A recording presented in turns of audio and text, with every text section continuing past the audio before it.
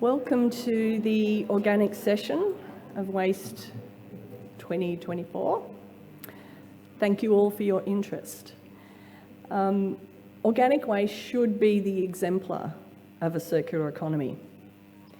Its characteristics are known, the nature of it is known, the means to collect it is known, the benefits it brings to soil health are known. The consequential reduction in greenhouse gas emissions are known and quantifiable. And it retains its value all the way through that supply chain, or it should. Compost at the end of this process, or part of the circularity of this process, retains an inherent value. It's got value to soil health, it's got value to farmers, and it's certainly got value to the processors and the community at large. So why are we struggling to circulate organics? Why are we still, this is my 11th waste conference, we're still talking about how do we get organics out of landfill? How do we get community to put their food waste into their FOGO bins? Today we'll hear from some speakers who are trying to create that transition to circular organics. Giunta from the EPA, providing us advice on policy, context, drivers and incentives. We've got Roslyn Florie-George from SOILCO, describing the pathways SOILCO has taken to get high quality compost out to a range of markets, demonstrating that it can be done. Dan Nicholson from Topsoil Organics presents his experience, his challenges, the drives in capturing organics for the community in the central west of New South Wales. And Georgie Costin walks us through the thinking and challenges of alternative organics collection processes in muds, Brisbane City Council's thinking of down the sink technology. I'd like to welcome all of our speakers today, and we'll start with Kathy, and we'll have questions at the end. Thanks very much.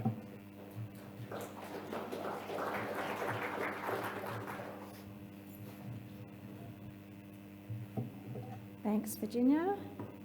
Hi, everyone. Thanks for coming along to this session, morning after. My name's Kathy Giunta. I'm the Director of Major Programs at the New South Wales EPA, and I have the very great pleasure of having within my portfolio the rollout of the FOGO program across the state. So terrific challenge, an exciting challenge, and I'm really glad to have you all here in the room to talk about it and what the EPA is doing. I'd like to begin by acknowledging that we are on Aboriginal land, the Gumbaynggirr people. I would like to acknowledge their elders past and present, and I would like to hope that we are all working together to follow in their footsteps and care for this great country that we are very fortunate to live in. As Virginia said, in a way, organics is a no-brainer when it comes to the circular economy. It just makes sense to people. It's less complicated in lots of ways than other things like batteries and plastics and so on. And so it should be a lot simpler than what it appears to be. Since deep time, organics waste has broken down and become part of the system and gone back into food and plants. But in the last not so very long period of time, we've managed to break that and create a linear system out of it, where a lot of that material is going to landfill and creating methane.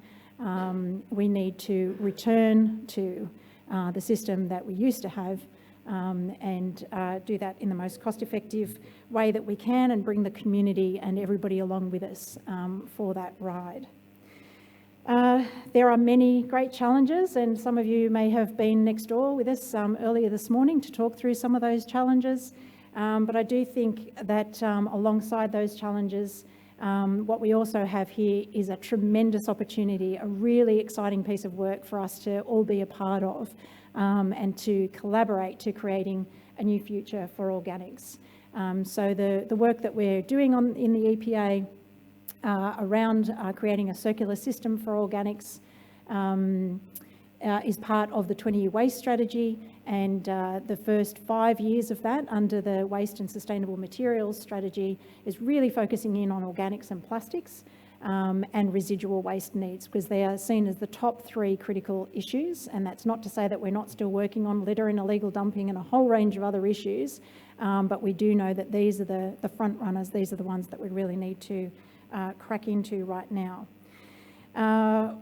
Organic waste is the single largest stream left in the red bin. It's one of the largest in the commercial and industrial waste stream. Those of you who saw Anne Prince's data yesterday will have seen that from the CNI dashboard of audit data that she has produced. And so it is a really big opportunity, and it's one that we can really utilise to meet a whole range of policy outcomes and environmental outcomes that we're looking to achieve.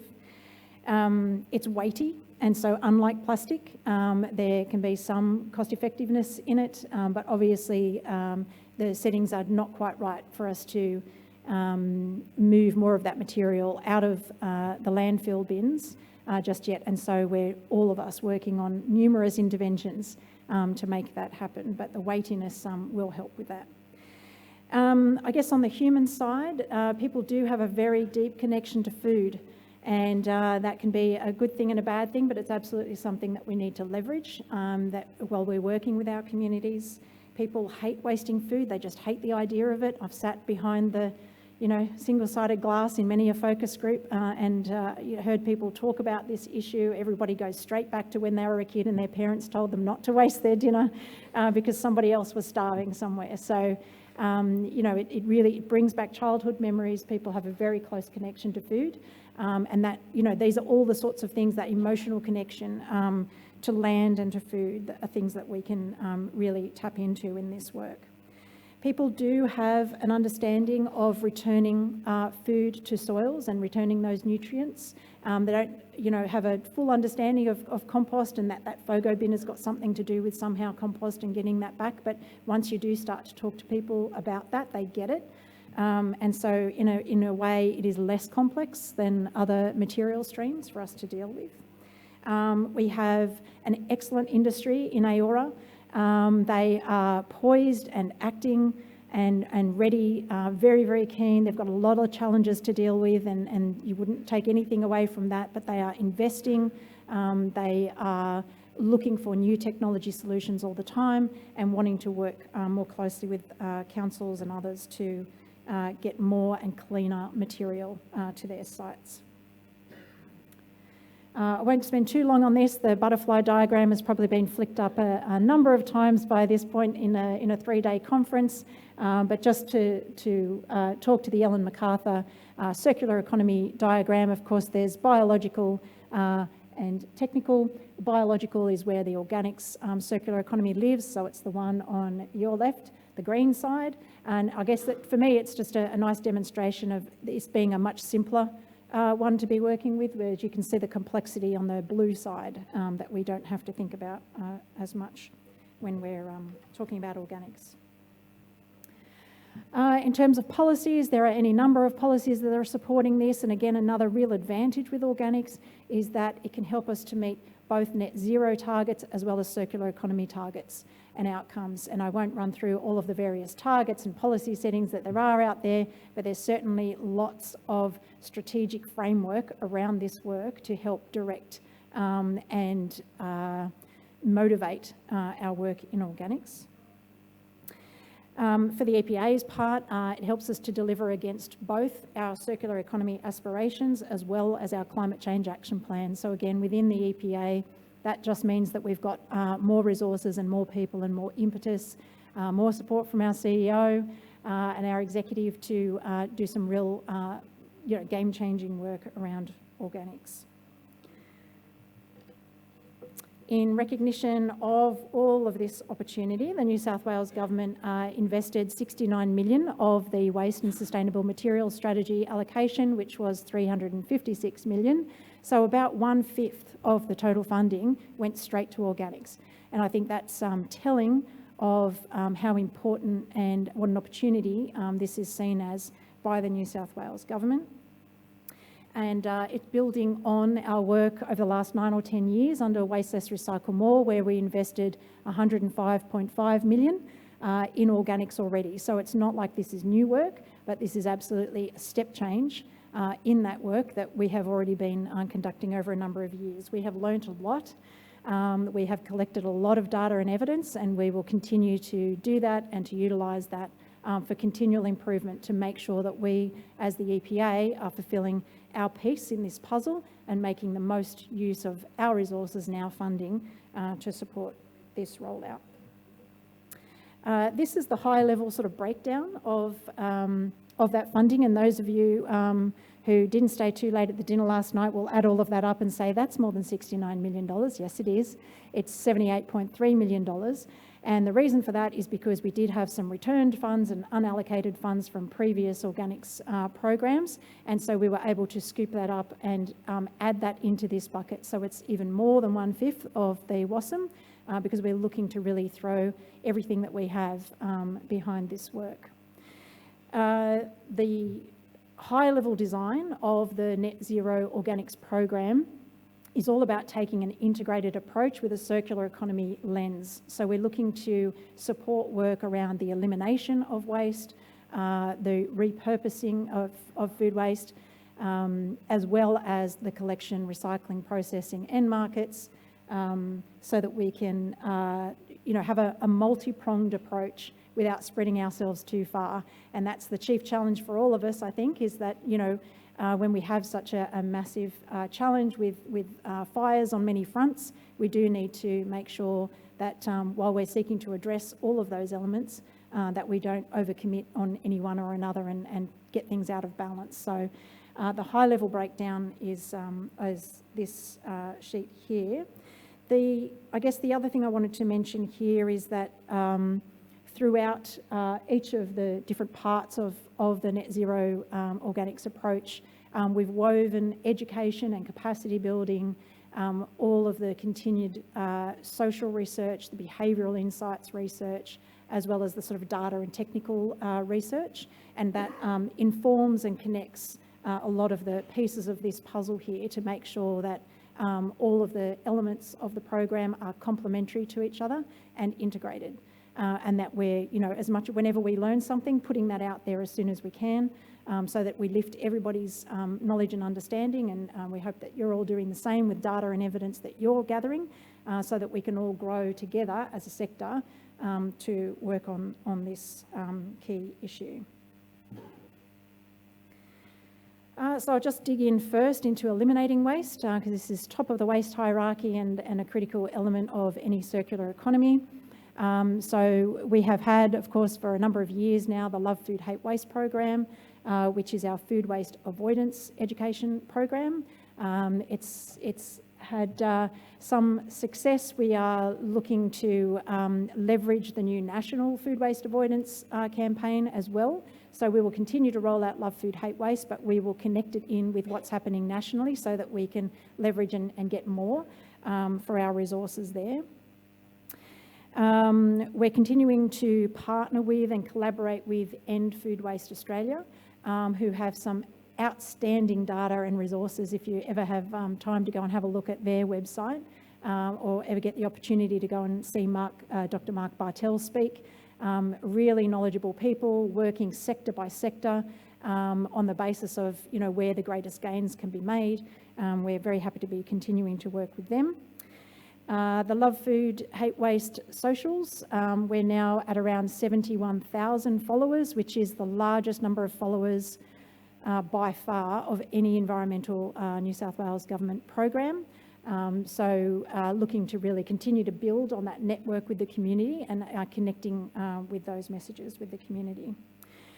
Also within this part of the program is food rescue.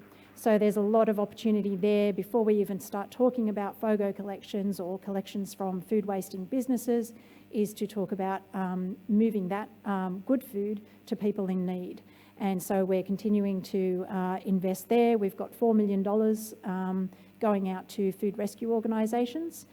We just ran the first round of the new grants in that space. We were incredibly oversubscribed. We are doing the assessment and approvals of all of that now, so we're hoping to announce those ones soon.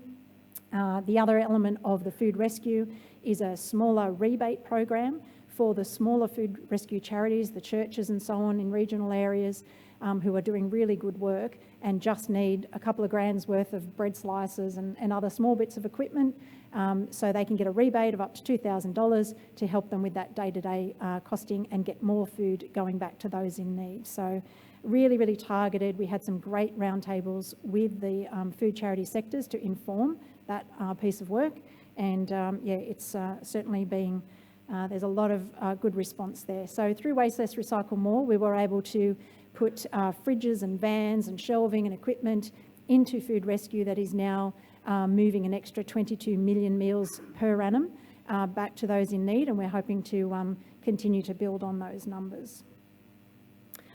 So collections, of course, whatever we can't avoid in the first place or get to those families in need, we're going to need to collect in a nice clean way and get that off to industry for processing and returning to the soil.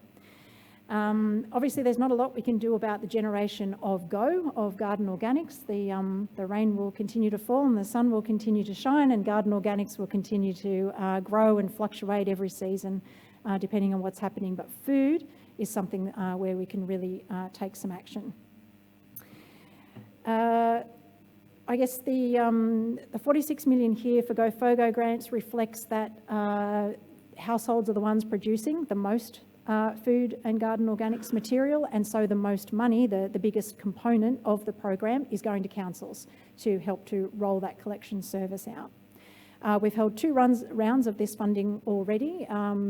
The funding program was also co-designed with councils right at the beginning of the WASM program, so that we could really streamline that, make it as easy as possible for people to apply, because we know now that all councils are going to have to move this way, so there was no point putting people through a big competitive process. We really just need to know how many households have you got, how many are MUDs and SUDs, and here's your money and you can spend it on what you need to spend it on to get the collections working for your community.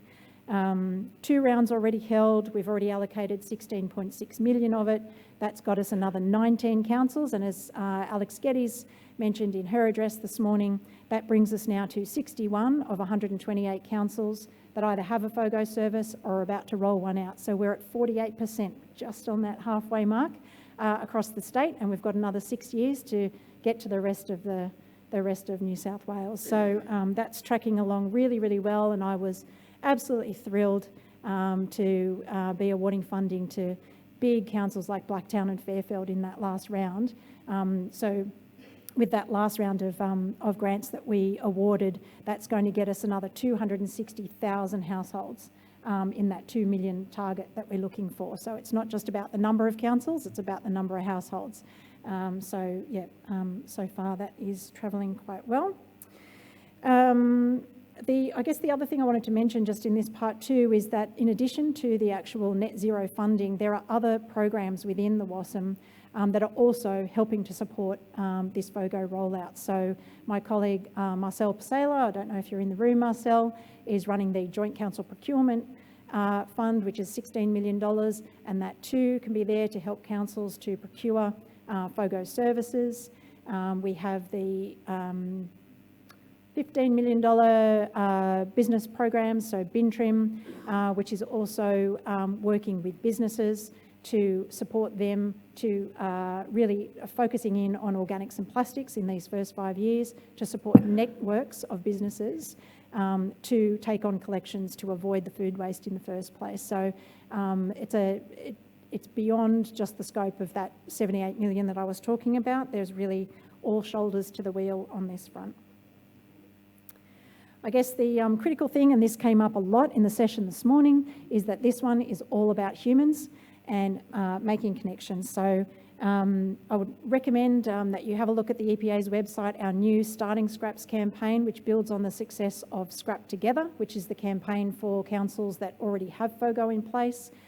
Scrap Together has been proven through bin audits to increase the amount of food waste getting out of the red bin and into the green by 10%, and we're continuing to work to increase that. Starting Scraps, however, is for the pre-education. So it's a 6-part series of videos, social media tiles, posters, a whole range of things, radio advertisements, for councils to use in the lead up 4 to 6 months before you roll out, so that people know what FOGO is, they know how to use their caddy, and they know what it's all about, where that material is going. All of the key points in the education process that we really need to tackle. We've done a lot of testing and research on the Starting Scraps through Ipsos with called communities, and the results of all of that research got posted on the EPA website on Monday, so that I could say, the social research is on the website, go and have a look. Business program, I've already talked about that. There's a $4 million fund out there to support peak groups to work with their members or with their networks, shopping centres to work with their retailers, to work on avoidance of food waste, moving to circular economy business models, and importantly, how to source separate that material for collection. We've got a whole lot of pilots underway. We've already worked with End Food Waste on the catering guide. We've got childcare done. We're now working with shopping centres and hospitals and so on to keep going with that. And regenerating nature, so 4 million going to keeping it clean. So this 4 million is all about contamination and supporting the work that we're doing there. There's a lot of really good podcasts and case studies on the Circular Australia website to illustrate the excellent work that's been done in developing strong end markets. I'm getting the wind up, so I will leave it there, but I guess I just wanted to reiterate something that my CEO said in his keynote address, and that is that while the overall design of the Net Zero Camp program is there, we are very open to and wanting to continue to listen to what all of you have to say about your needs and the changes that are happening as we continue to roll this out, to share ideas with you so that we can make sure that what we're doing is fit for purpose, and to work up solutions to all of the many challenges that we all face together. Thanks very much for your time.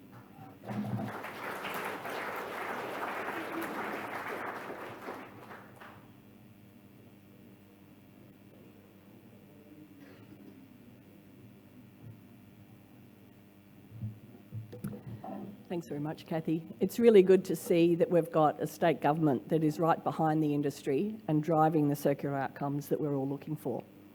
I'd like to next invite Roslyn Florie-George to the stage. Roslyn joined SOILCO in 2022 after more than 10 years in consulting and management. She's a MRA graduate, I must say, and she is very, very well respected in the industry. She's multidisciplinary, is motivated manager. She now calls Canberra her home, and her experience and networks extend well beyond Canberra. I'd like to welcome, Roslyn to the stage.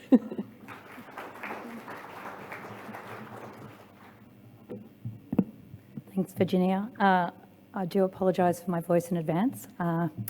It's been a long couple of days, which started with a conversation with Kathy at the Sydney airport, actually. So I feel like, given this is now my 8th or 9th conference, I've been talking for 3 days, and I was well behaved last night, I do promise. So thank you for bearing with me, and I will drag my colleague onto the stage should it become a problem. I wanted to preface my presentation by letting you know that while it's about our IVC journey, our in-vessel composting journey, this is a technology that's worked really well for SOILCO, but it's not a technology that we're wedded to. We have lots of different technologies that we use, and they each serve a different purpose. So just wanted to preface with that and walk you through our experience to date and what we see the future of IVC looking like, and just some of the key lessons that we've learnt as an operator in this space for more than 8 years with IVC technology. So just a quick background on SOILCO for anybody who is not familiar with us. Founded in the 1970s, started quarrying soil and sand at the family farm in Nowra, then commenced composting in the 1980s.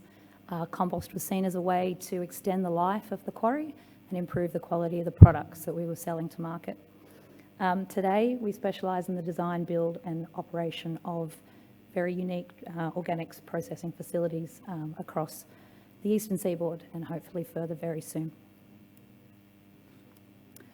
I guess in a nutshell, our vision and mission is to manufacture the best products that we possibly can for market and to deliver the best services to our customers. Our values of courage, authenticity, achievement and respect really do drive what all of us do at a day-to-day level, and there's 140 employees in our business who believe in these and live these each and every day. Very proud to say that our infrastructure network is growing very quickly, and the map that we put up last year in a similar presentation is much smaller than this one. So born and bred in the south coast of New South Wales, but only a couple of weeks ago we completed our acquisition of Corkhill Brothers in Canberra, which has expanded our footprint considerably. We're very proud of our Tweed facility, which has been operating in the Northern Rivers for the last couple of years, and we are delivering 3 greenfield projects that span Sydney and southeast Queensland. Late last year, we were also awarded the Design, Build, Operate contract for Bega City Council. So that's currently going through the approvals process, and we look forward to building that in the coming years. Again, this is a summary of the different technologies that we use. This presentation is really going to focus on IVC, but you can see that we are using different technologies at different sites to match the feedstocks that we're receiving.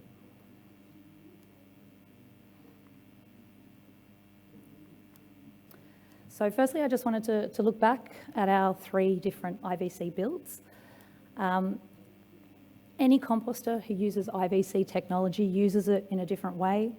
We have a 21-day cycle for our facilities, which is a touch longer and a touch shorter than others in the market. It's something that we've developed over many years of trial and error. And we do put a lot of emphasis on decontamination, both pre and post-processing in the tunnels. So this little diagram just gives you a summary of our process. I guess I wanted to flag why we decided that after more than 31 years of composting, why we needed to make the step change to build tunnels. Our technologies to date, to that point, had been working very well. We'd still been manufacturing really quality products for market. But when we introduced our food-only collection service, so we have our own vehicles, one of which is here, which collects food waste from local cafes all the way through to multinationals like McDonald's. We realised that perhaps we needed to start looking at in-vessel technologies. So this, coupled with winning the Wollongong City Council contract, which started as Go but had the option to transition to FOGO throughout the contract, was really the catalyst for us deciding to develop some tunnels in our facility network. Excuse me. So we started small. We started with 2 small tunnels, which we retrofitted into an existing transfer station with a decontamination line. These tunnels were completed in 2016.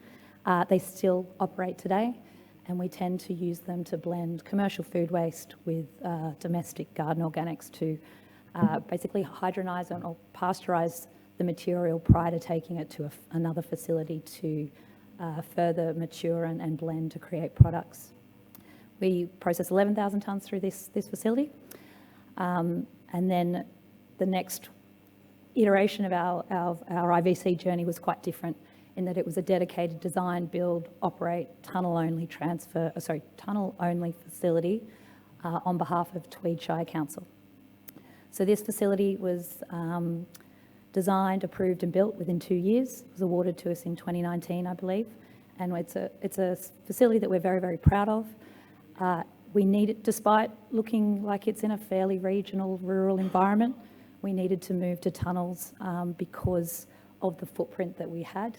So as lovely as it would be to have the land behind the building on this slide, we don't. So we had to work out how we could best optimise the process, which led to tunnels. So it's a facility that we're very proud of, that works very well. It receives FOGO from Tweed Shire Council, Kyogle and Ballina, and is pretty much at capacity. So it's doing really well, and we obviously learned a lot from this build. The most recent tunnel facility that we built, and you can see we're getting bigger and bigger each time in terms of processing capacity, is the retrofit of our Kembla Grange facility, where we built another 4 tunnels, so we're now at 10. And this predominantly receives Wollongong's FOGO, now that Wollongong has transitioned. This facility has been a long time coming. Previously, we used to have to transfer FOGO and GO material to outside of the LGA for processing. Now we can process it within the LGA, manufacture a product within the LGA and sell it within the LGA. So there's a lot of transport efficiencies, greenhouse gas savings as a result of being able to turn this, what was once just a transfer station, into a processing and a transfer station. So I guess taking on the lessons that we've learned from these 3 iterations of IVC facilities and now looking forward, we're very excited about coupling IVC technology with dry anaerobic digestion, which we believe is really well suited to FOGO feedstocks. It doesn't work unless you're operating at significant scale, so we're talking over 100,000 tonnes. But we see this as the next step for SOILCO in its IVC journey. And while the technology and the innovation is really exciting to us, we're not letting go of our roots in recognising that IVC facilities are often limited with space, and they quite often need a network of facilities around them to make sure that you can still mature product and blend product that's appropriate for market. Which leads us to the facility that we're planning for Western Sydney at Badgerys Creek. So there's a large-scale in-vessel composting facility that ideally will have dry AD capacity as well as transfer capacity to manage seasonal fluctuations. So this is currently with the Department of Planning and is a project that we're very excited about. It will have 16 tunnels, so we're more than doubling again, but all the lessons we've learned from our existing sites have been applied to the design of this site.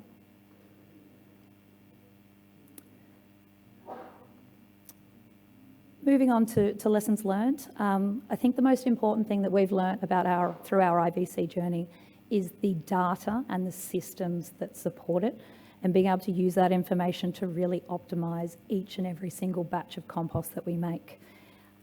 As all composters know in the room, it really is about balancing the trifecta of moisture, airflow and temperature, and we've all gotten very good at doing that in fairly traditional methods.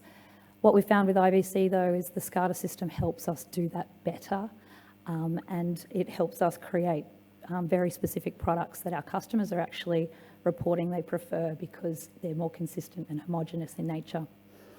So if I look at these in a little bit more detail, and I appreciate it'll start getting a little bit more technical soon, but I guess I wanted to touch on the concept that sometimes tunnels get a bad rap because people believe the products that come out of them aren't as good as the products that are generated by other technologies. This is not what we have found, but we acknowledge that material that is processed through a tunnel, particularly if it's 21 days or less, is a very young product when it comes out of the tunnels. It is not ready for market yet. It needs to be further matured and ideally blended to create products that the market is used to receiving. So if you're trying to operate a tunnel facility without additional space around it, which is usually unlikely because you've got a tunnel facility in a more densely populated area and the value of land is higher, so you don't have the space and the time that perhaps more regional sites do, you need to be conscious of where those products go. So when our products come out of our tunnels, we mature them further on site for at least 3 weeks. We've then got one of 2 options.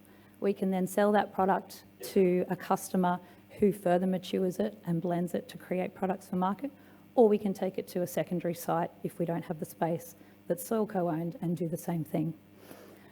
So what we're finding is that we have to be very conscious, as with any organics processor, you have to be conscious of where this product's going. But interestingly, the feedback we're getting from some of our long-term customers who have been getting material from us pre-IVC is that the consistency of the product coming out of the tunnels, even if it is a young product, is preferable. So we've got really strong markets for the products coming out of our tunnels.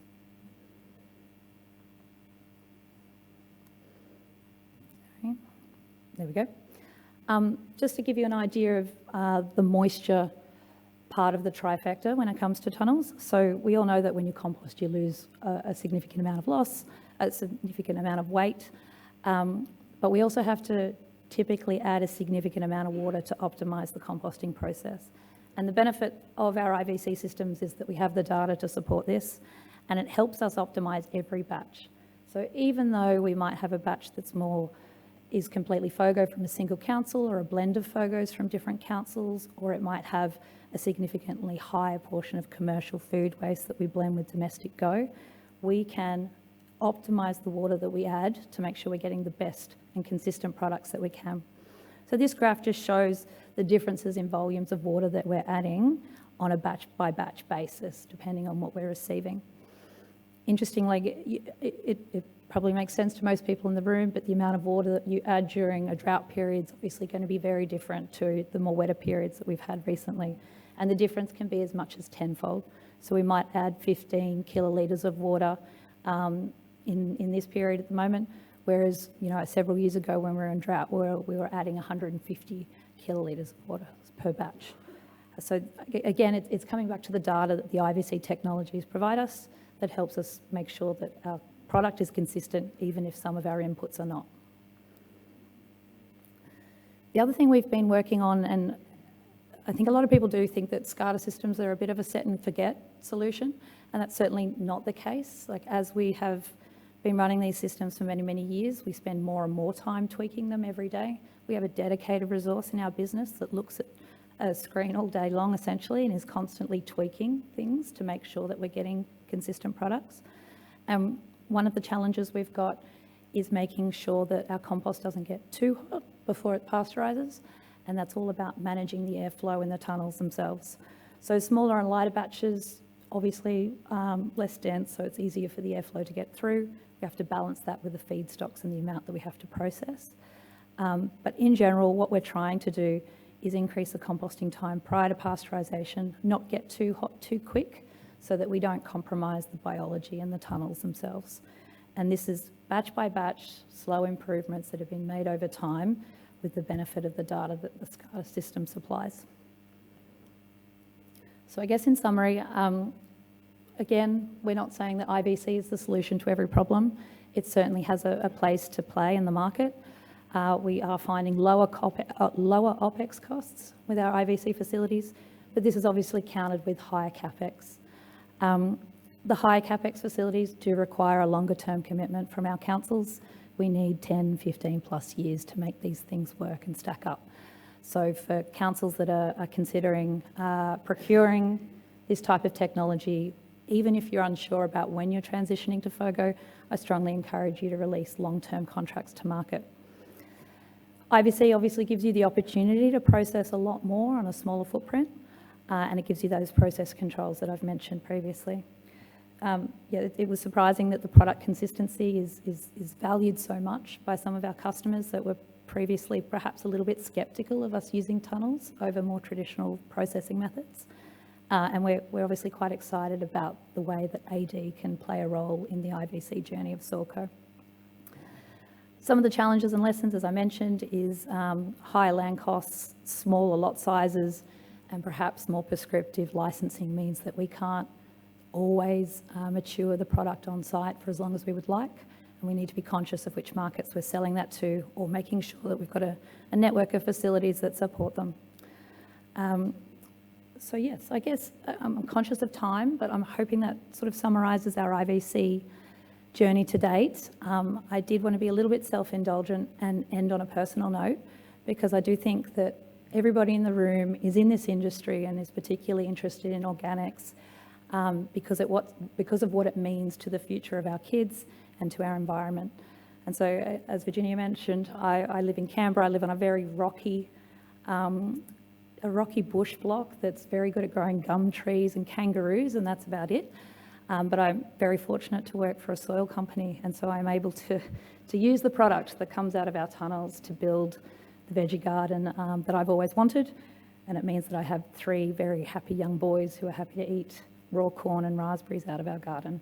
So I think it's important to personalise what we do each and every day, because it can be a challenge to get up sometimes and continue to have the same conversations with councils and other shareholders and stakeholders, but this is why we're here, and I think it's what's most important at the end of the day. So thank you for your time, and happy to take any questions.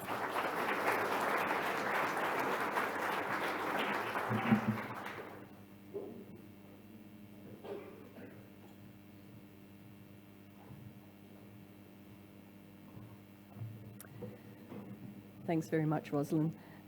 It's been a joy to see SOILCO go from a gravel extraction company through to a really fantastic, forward-looking organics processing facility. It's fantastic.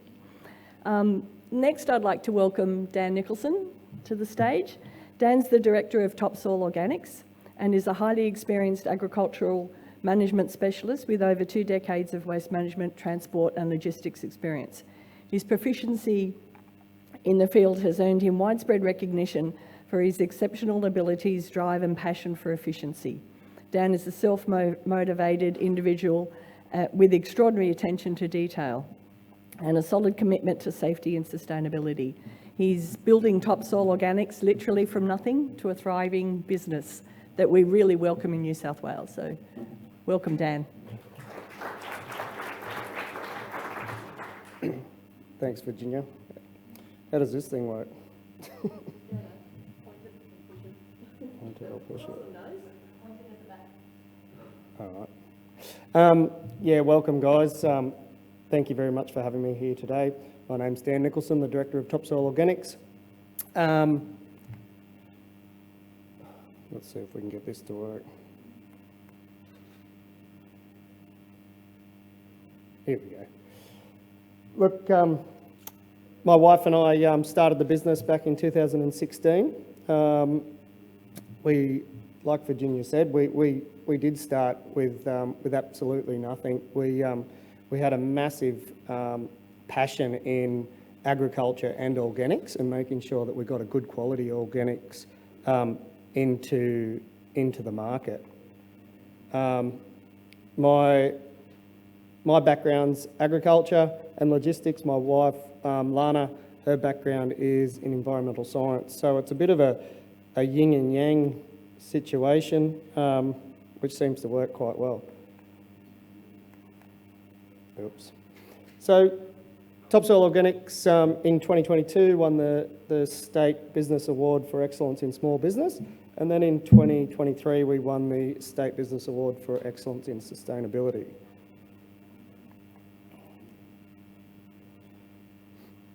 Our mission, our mission really was from the very beginning is to make a fantastic quality compost and get it into the agricultural sector. So building the facility in the Central West was all about making sure that we could have a good quality compost that was readily available in the agricultural sector. I'm not good at this, am I?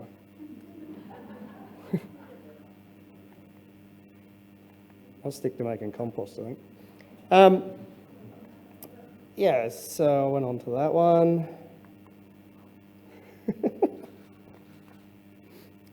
The Central West Nutrient Return Centre is built at Forbes. We do have a lot of area. We have over 34 hectares on our site, so land gives us a great way of producing a good quality compost because we have the time to mature compost for longer. Our facility is an off-grid facility, and we have solar panels and backup generators, which we also have a rainwater harvesting system. So we're trying to really make sure that our carbon footprint is as low as possible.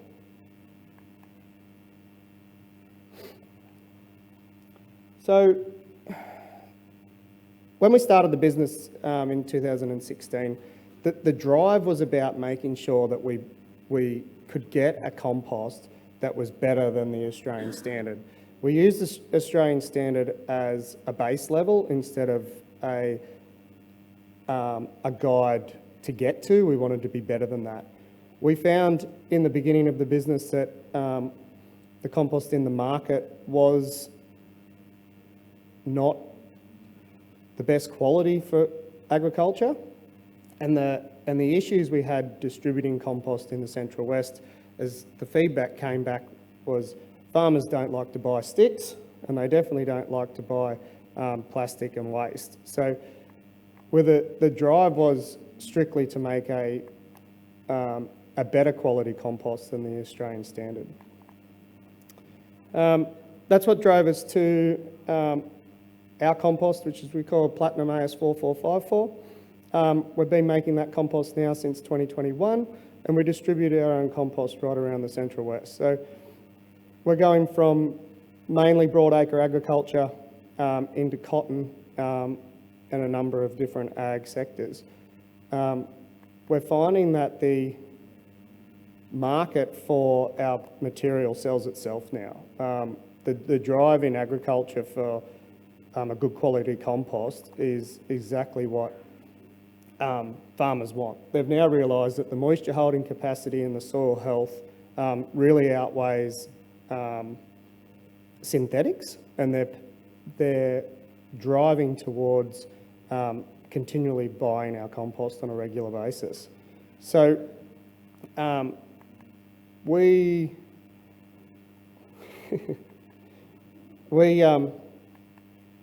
really focus on the front end at our facility. So contamination, we've spoken about a bit today.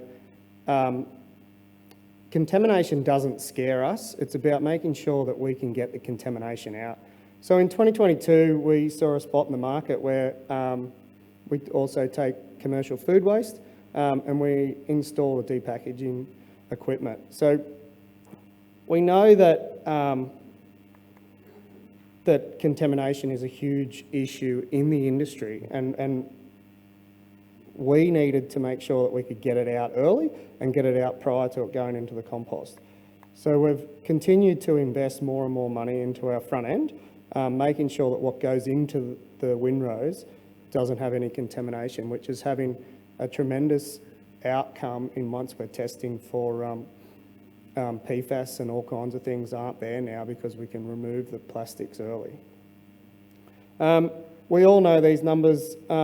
We know that there's a massive amount of food waste out in the market once we can divert it from landfill, and it's about making sure that industry and for us that we invest in that front end. So as much as we strongly believe that the people should be using their right bins and doing the right thing, the contamination level, if it's 6% or 15%, you still need to be geared to handle that contamination, or it's going to flow through into your final product. And that's what will destroy the market. If we get the wrong compost into the agricultural sector, we'll destroy the market. And that's what we're passionate to make sure doesn't happen for ourselves and also for the industry. We know the agricultural sector can take anything, millions and millions of tonnes, and we know that in our Forbes market that we have well over 300,000 or 400,000 tonnes of material that we could do within 100 k's of our facility. So our end market is huge, but it's making sure that we have a finished product that is suitable for them and there's zero contamination. So we did a paddock to plate project where we took our supermarket waste, we turned it into a compost, and then we sent it to a farm in the Central West that grew a beautiful crop. The lambs were then raised on that crop, and those lambs were then bought directly back to the supermarket. So for us, it's about education, and it's about, even though we're at Forbes, we're trying to make sure we connect communities and really get that that one-on-one between what we're doing out there, that we really see that the consumer sees that it has a flow-on effect, and that the farmers really want the product, but we really want to make sure that the consumer understands that what they do put in the bin has a flow-on effect. I am quite short and sweet as the business hasn't been going too long. But we recently have built our receival hall now at Forbes. We're taking FOGO on site now. So we're having fantastic success around our FOGO and cleaning the material. I know there's a lot of talk again around the contamination. It really comes down to the front end investment again. We're extremely happy to work with FOGO, and we see a massive opportunity to continue to grow that business tenfold on the numbers that we already have. We know that we can remove the contamination quite successfully and produce a fantastic product at the back end. FOGO has so many great elements of the way that it comes in that the C to N ratio is perfect by the time it comes out the back end. So it's just around capturing that material and decontaminating early. So that moving forward for our business, we're very motivated to continue the growth, and we want to see our facility in the next 2 years get to 250,000 tonnes, and we're on a push to make that happen. So that's it.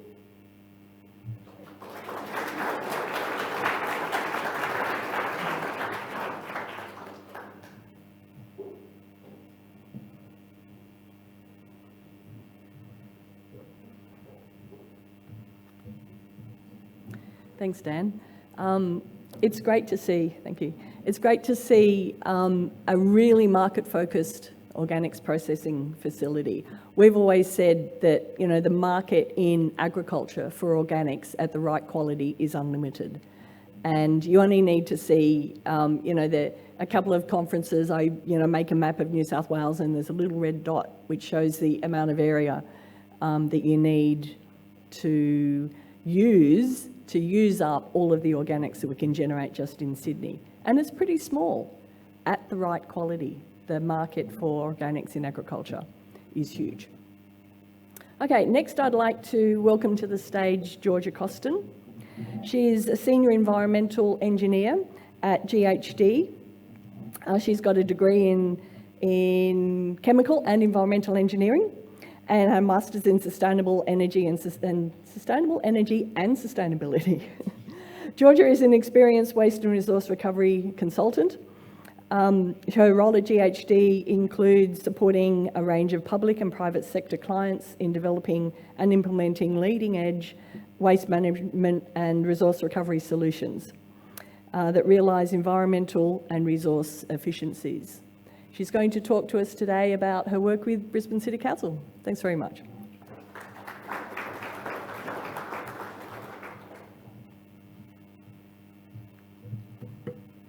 Thanks, Virginia. And I know I'm the last presentation before lunch, and I'm only going to say the word food another 200 times, and then we'll be out of here.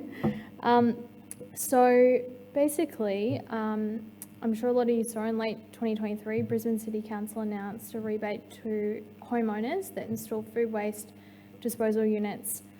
This was part of their draft towards zero waste strategy, and they're offering $200 rebate for households that install food waste units or waste dehydrators from the 1st of January 2024.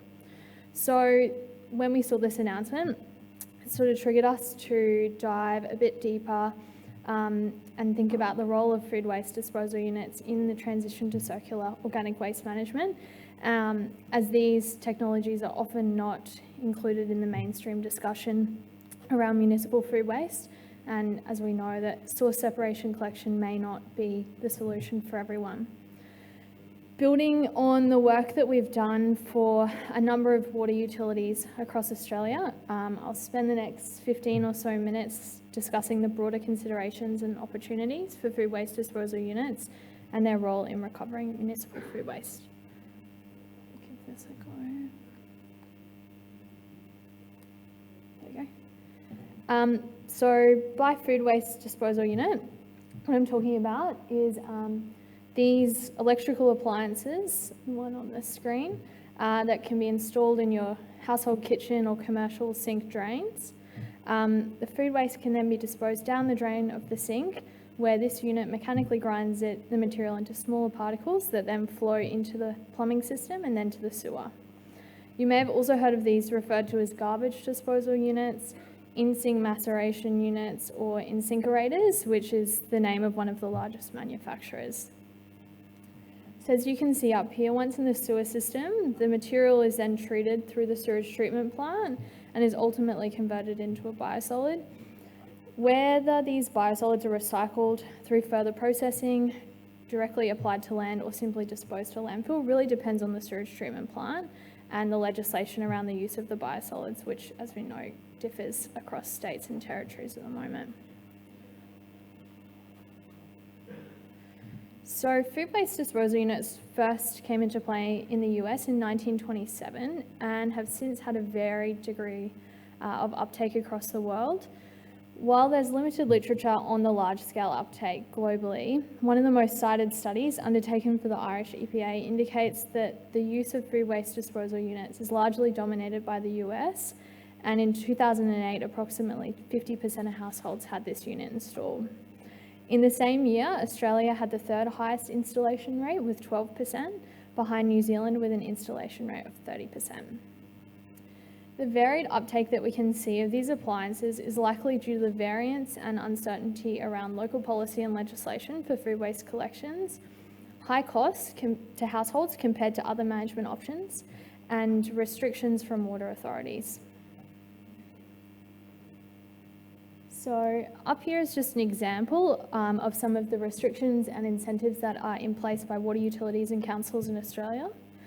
So the use of these units in Australia is generally regulated locally by water utilities or local government, and currently the installation and use in households is largely unrestricted, with the exception of Western Australia, where the use of food waste disposal units has been prohibited since 2013 due to concerns around increased load from food waste being in the sewer and the additional water that may be required to flush the material through. Commercial applications of units, however, are generally prohibited where trade waste agreements are in place and in some instances require additional permitting or assistance. We've also noted that there's generally a level of inconsistency in messaging regarding the use of these units across Australia, with, for example, Brisbane City Council's recent incentive announcement. While 250 kilometres south in northern New South Wales, the Tweed Shire Council in 2022 released the campaign Food Scraps Are for Worms, Not Pipes, with messaging urging residents to remove their incinerators and use their green lid bin instead. Internationally, it's a fairly similar story, with different policies implemented across different countries and municipalities. Countries in the United Kingdom have generally introduced bans or strongly advise against the use of these units. And for example, the English government has proposed to introduce a ban on food waste disposal units by 2026, as mandatory source-separated organic collection services are expected to be implemented. On the other side of that, in Philadelphia, these units are actually have been mandated since 2016 in all new household builds. So this inconsistency that we're seeing around the regulatory policy for food disposal units, nationally and internationally, is generally associated with the discourse regarding the potential environmental benefits and impacts to the sewer network and households. Obviously, adding food waste to a system that currently transports a generally liquid stream from our sinks, bathrooms and laundries is going to change things, especially when as a country we produced more than 2.4 million tonnes of food waste in 2021, of which only 150 kilotonnes was disposed to the sewer. The large-scale uptake of food waste disposal units can have potential implications on the sewer network, from increased solid loads, blockages, hydraulic load, and odour, which can result in costs to the utilities. Solids loading, which refers to the amount of suspended solids in the liquid being transported through the network to the sewage treatment plant. And while not all food waste is solid or quickly breaks down or dissolves, the National Food Waste Audit in 2021 found that household food waste is largely made up of complex products and root vegetables, which tend to have a lower volatile solids and require a longer time to break down. Increasing the solids entering the sewage treatment plant can result in the requirement to slightly change the design of the treatment plant so they can manage this additional load, as well as an increase in biosolid generation, which comes from this. For sewage treatment plants that are disposing biosolids to landfill, this can come with additional disposal costs. The additional solids in the sewer network can also exacerbate existing issues within the network, including those that we're seeing around a certain wipe that may or may not be flushable. And while studies show that the increased use of food waste disposals does not directly cause the blockages, it can make these existing issues worse. Food waste has generally been found to move smoothly through the network, but items such as onion skins, rice and bones can adhere to the smooth pipe surfaces and cause a build-up that then requires a high velocity flushing to clear. From a water use perspective, the recommendations from InSinkErator for using this system is to run the unit with a strong flow of cool water to help flush the materials. This increased water requirement for the flushing may also result in an increase in the volume of water through our network, referred to as the hydraulic load. An additional issue that can occur from an increase in food waste in the sewer system is the potential generation of additional odour or hydrogen sulfide associated with the breakdown of the food waste. While there's limited literature at the moment discussing the impact of this, a study undertaken by the CRC for Waste Management in 2000 found that with an installation rate of 50% in multi-unit dwellings in Sydney, hydrogen sulfide generation in the sewage system could increase by 30%. If the concentration of hydrogen sulfide does increase, air in contact with the sewage can become more odorous and dangerous for those working in the sewer, as well as more corrosion to cement and some metal assets. Ultimately, the materiality of these impacts really depends on the characteristics of the sewage treatment plant and the sewer network and its capacity to handle these additional loads. All these impacts also ultimately result in shifting the costs associated with the management of food waste from waste to water utilities, which may or may not be council depending on the ownership structure of the assets. From the perspective of households, the key impact is really around cost. The use of food waste disposal units can increase electricity and water consumption from households relative to at-home composting, and if we're looking at household energy as well as centralised processing options. In 2016, the Corporate Research Centre for Water-Sensitive Cities identified the use of food waste disposal units as a key water-saving behaviour that can be adopted by households. The research estimated that the use of these units could increase water consumption by 6.2 kilolitres per household per year, which is approximately 3% of the average water consumption. While this may not seem material, coupled with the cost of the purchase and maintenance of the unit, it can start to add up. Food waste disposal units typically range between $300 to almost $2,000 just to purchase, and then require licensed plumbers to install the units and provide any maintenance services that may be required. For a mid-range model, this could equate to almost 10 years of the opt-in collection charges that we're seeing being charged by councils for households for food waste collections. The other aspect to consider is the interaction between existing food waste or FOGO collection services and a higher uptake of food waste disposal units. With the newer unit technology being able to process almost all food waste, a high uptake of these units in an area where food or FOGO collection services are already in place could divert food waste material away from the collection service, which would impact the feedstock volumes and stream characteristics. Now, the high uptake of these units in the US, New Zealand, and even Australia do show that these appliances can be a convenient way to manage food waste produced by households. Depending on the sewage treatment process, food waste units provide a simpler pathway for households to collect and process the food waste compared to a centralised processing model with source-separated collection.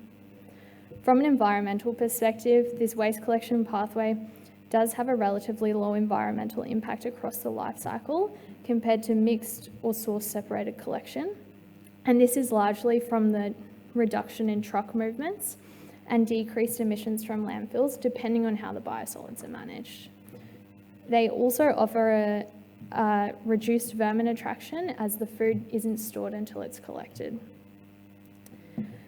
The higher organic content in the sewage from an increase in food waste can also increase biogas generation as it breaks down if the sewage treatment plant is utilising anaerobic digestion. This increased biogas can be captured and can contribute to the revenue stream, with research undertaken in the Netherlands suggesting that wastewater treatment plants receiving food waste would have an increase in biogas generation of approximately 300 megajoules of biogas per resident, which has a heating value of almost equivalent to 8 litres of diesel fuel. Despite the varying degree of uptake, these appliances have been around for a long time, and there is plenty of literature documenting successful case studies from the installation of food waste disposals internationally. One of the most cited trials, undertaken in a small country municipality in Sweden with a population of almost 7,000, had over 10 years 50% of households in the town installed these disposal units as a solution to manage their food waste.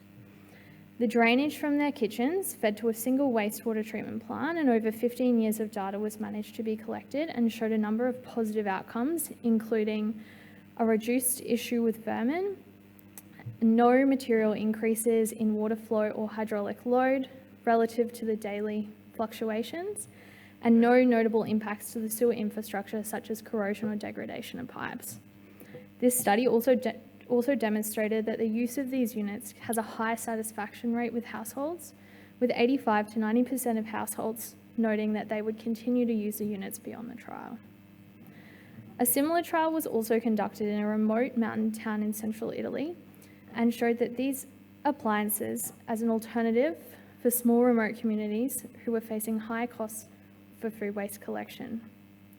The units were installed in 95 households, as well as the canteen of a local school, which equated to approximately a 67% uptake. While the existing wastewater treatment plant was upgraded to handle the new load, the trial showed that so long as the materials like bones and shells were not introduced to the appliances, there was no significant build-up noted in the sewer system, and due to the high collection costs that they were facing, these units only had a payback period of approximately 4 years. So to finish up, Australian councils, as we've heard, are currently faced with the challenge of understanding what would be the most suitable solution to address Australia's food waste issue and divert this waste stream from landfill. There's obviously no simple answer to this, and it really depends on the existing infrastructure, geographic characteristics, costs, community acceptance, among a multitude of other factors. Potential opportunities for food waste disposal units with the use of policy levers such as incentives do exist in more isolated settings such as MUDs, smaller catchments or isolated communities. Alternatively, on a larger scale, they do offer a viable alternative to the implementation of curbside food waste collection with a potentially lower environmental impact if sewer infrastructure and treatment assets have the capability to handle this material.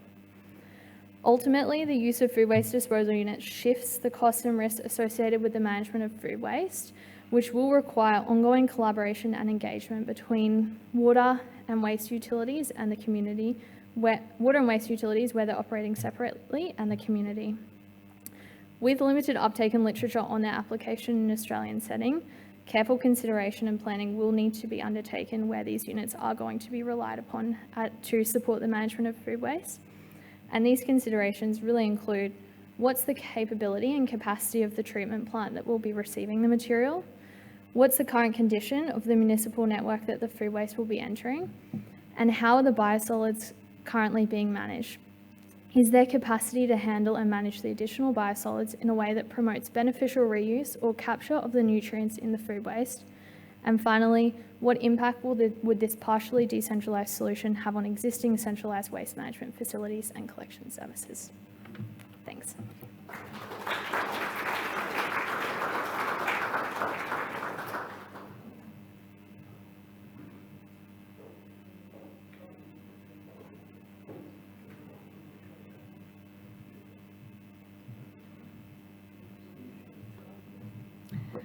Thanks, Georgia. It's really insightful to see what some of these alternatives look like. And I mean, things like incinerators have been around for a while, but their growth in New South Wales, in Sydney, isn't that great. So there's serious barriers in New South Wales, and probably in other places in the country as well.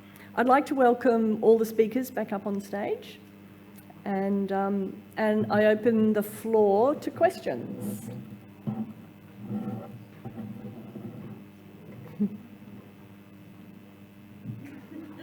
We got some? Yep. You're freezing. Yep. If you could just say your name and where you're from to help us. Yep. Thank you. My name is Isaac. I'm from Urala Shire Council. I have a question for the first presenter about the EPA grants for FOGO. Can council allocate some of the money for education? You mentioned about 48 months of education, so that is a big job to do. And then what is the quantum of the grant? Does it depend on the population of the particular council? Sorry. Thanks. Isaac, was it? Yep. Hi. Yeah, so the GoFogo money is allocated to councils that don't have a FOGO service yet, on a formula basically that, looks at, as you say, your population, how many households do you have, so that money can be used for kitchen caddies or for the bin or for education or for any of those things, whatever it is that you need to do. So if you wanted to spend that whole lot on education, you could do that. After that, there is the scrap together materials that you can use during, once your rollout has started, and there is ongoing funding for that as well, the scrap together education funding. It's not a lot of funding, but that is available to any council that already has a FOGO service. Up the back.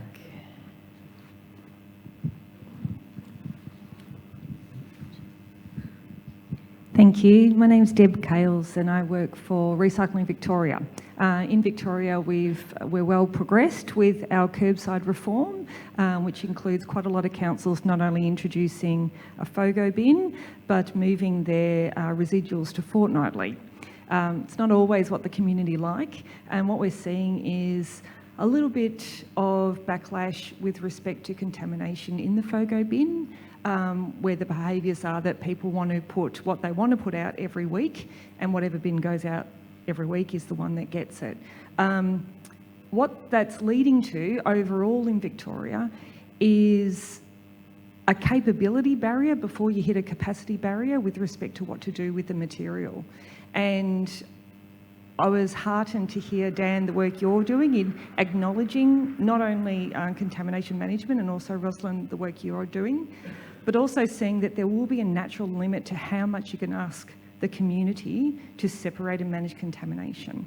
In Victoria, we are getting that tension, and usually it's the councils that get caught in the middle with contamination clauses in their contracts and fines and fees that get passed down. So it's a little bit of a comment and a heads up and learnings from Victoria, but probably also a question is, how are you going to stay on the right side of that curve and monitor and measure the types of contamination you're getting? And as you get great progress with curbside change, how do you make sure that industry can keep up and you can manage that contamination so the system flows?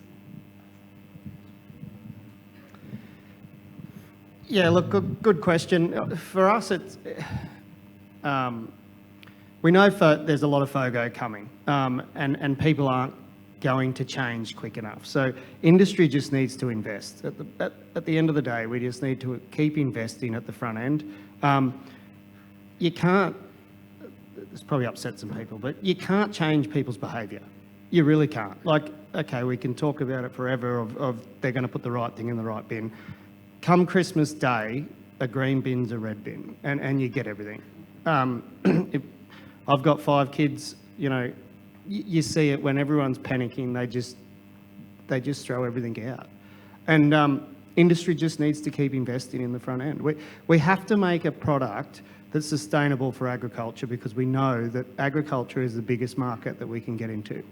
And we need to make sure we build a fantastic product that can go out into agriculture forever. So just keep investing at the front end. Yeah. I might also, yeah, just one second and I'll come to you, Jimmy. I might also add to the contamination question in that it shouldn't all be on the responsibility of processors to manage contamination. Education can knock off, 4 and 5%.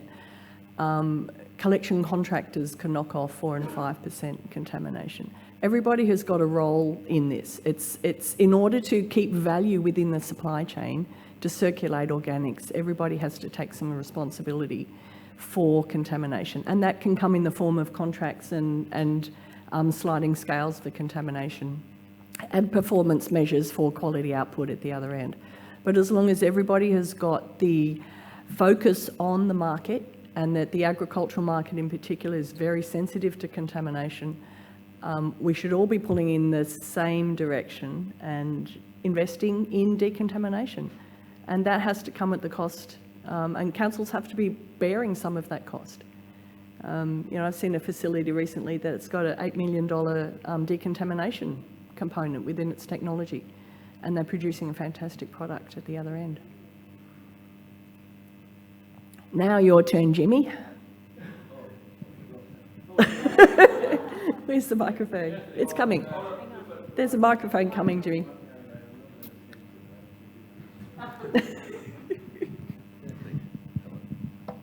Oh, yeah. Kathy, we talk about contamination and we talk about the processing plants with Dan, and we've been out there and had a look, doing a fantastic job. Is there a possibility of, everyone keeps saying council's got to pay for this, someone's got to pay for this, someone's got to take responsibility. At the moment, you're given an exemption for MWU that's going into landfill at $163 a tonne. Is there a possibility of the EPA kind of given an exemption on the $163 a tonne for the contamination that comes out of a processing plant? That'll help the processor. And what it will do is send a message back to councils, yes, we are helping you, but you've got to do a little bit better. That's an excellent question, and I know that has come up a lot in the sessions that my colleague Asayla has been running, where he's been talking to everybody, hundreds of people, about the waste levy and how we can utilise it better. And I know that is one that's come up for MRFs and as well as composting facilities. Can we get an exemption on the residue that comes out of the back end? We've done our best, but this is what's left over and it's going to landfill. We have to pay the landfill levy on that. So I can't answer that question and couldn't make any commitment to it, but I know that that's absolutely something that's coming through loud and clear in that consultation on the waste levy and the new settings. Thank you. Yep. Another question at the back.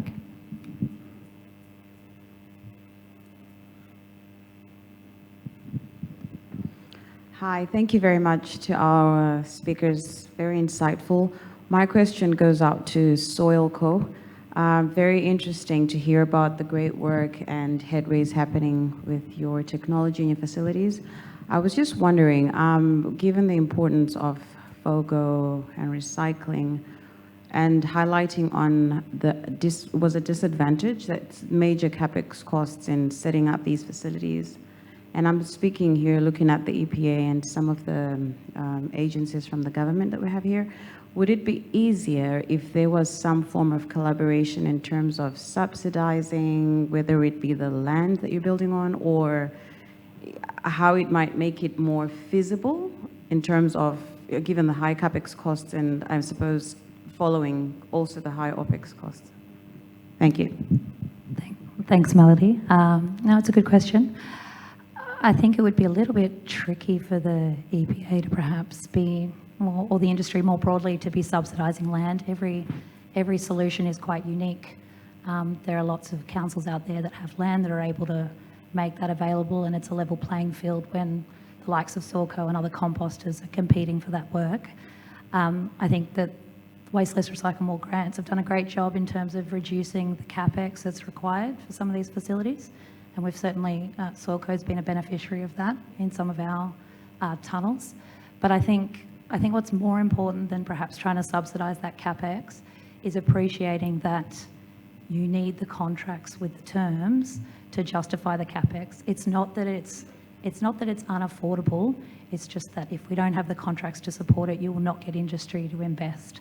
And Dan's exactly right. We need to be investing significant capex upfront and even post-processing to be able to produce a product that's appropriate for land application. So, yeah, I guess my thought would be that we need to be conscious of contract terms. That's the most important part. Okay, I've got a question here and then to follow. Hi, this is Hiral from Scenic Rim Regional Council in Queensland. I've got a couple of points to make to Dan and then a question. Dan, you've done a wonderful job, mate. I know some of the councils in the area were transporting food and garden organics waste to hundreds of kilometers to be processed for a number of years.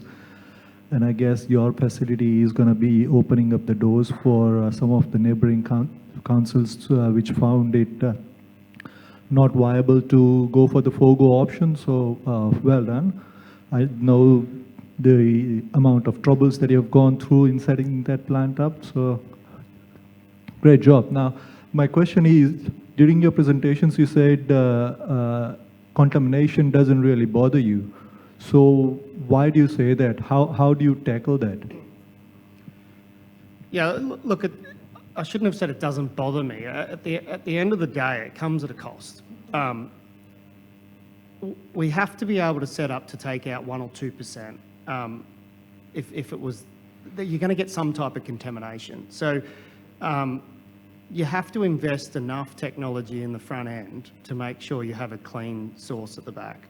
So as we move quite quickly and tonnes start to come online in the next 2 to 3 years, we're going to see a massive inflow of FOGO coming to the industry. I feel that we have to invest quite quickly into technology because people are changing that behaviour really quickly. So we're going to see massive amount of volume. So that's what we've done. We've just spent more money on the front end, and we spend a lot of money on our sort line. We have over 12 pickers on our sort line every day. And we get a really clean product. So for us, it comes back to the cost back to council though. Like if they feed us with crap, it's going to cost them. But at the end of the day, we can still make a really good product. We just have to keep investing at the front end. Over here.